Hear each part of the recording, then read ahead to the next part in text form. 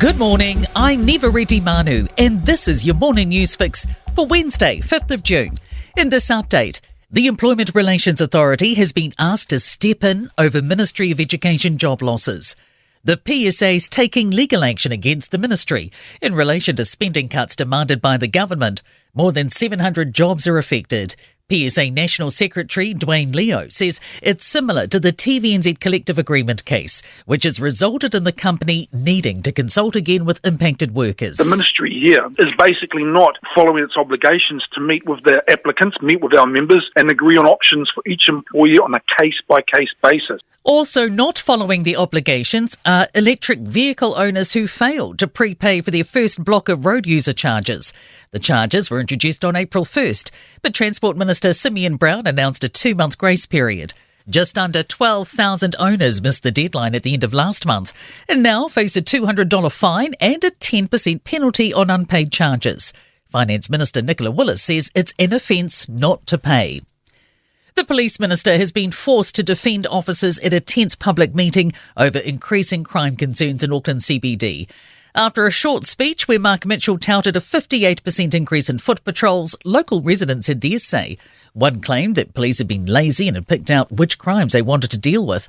Mitchell says police are not to blame for trends in crime. But ultimately, we've got a world-class police service. They have been operating under a very difficult mental strain environment for 6 years. More people are receiving primary mental health care, but specialist services remain largely out of reach.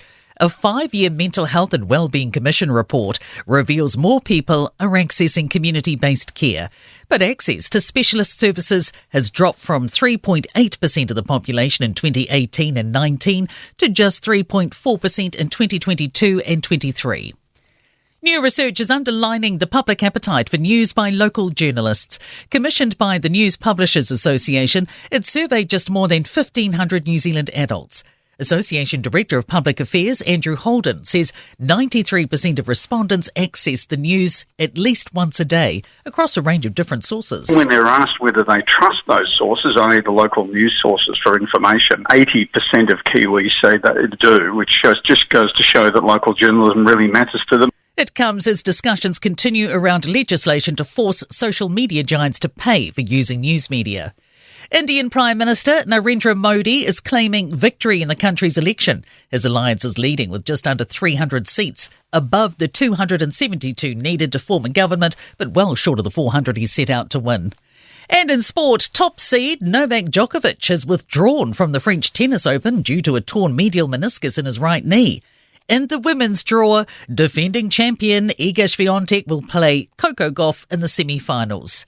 Sergio Perez has extended his Formula One contract with Red Bull through until the end of the 2026 season. And One New Zealand Chief Executive Jason Paris has revealed a sponsor is looking to introduce artificial intelligence into the Warriors NRL coaching arsenal to identify opposition weaknesses. I'm Nivareti Manu, and that's your latest news fix. We'll be back with the next update at midday from the Newstalk ZB newsroom.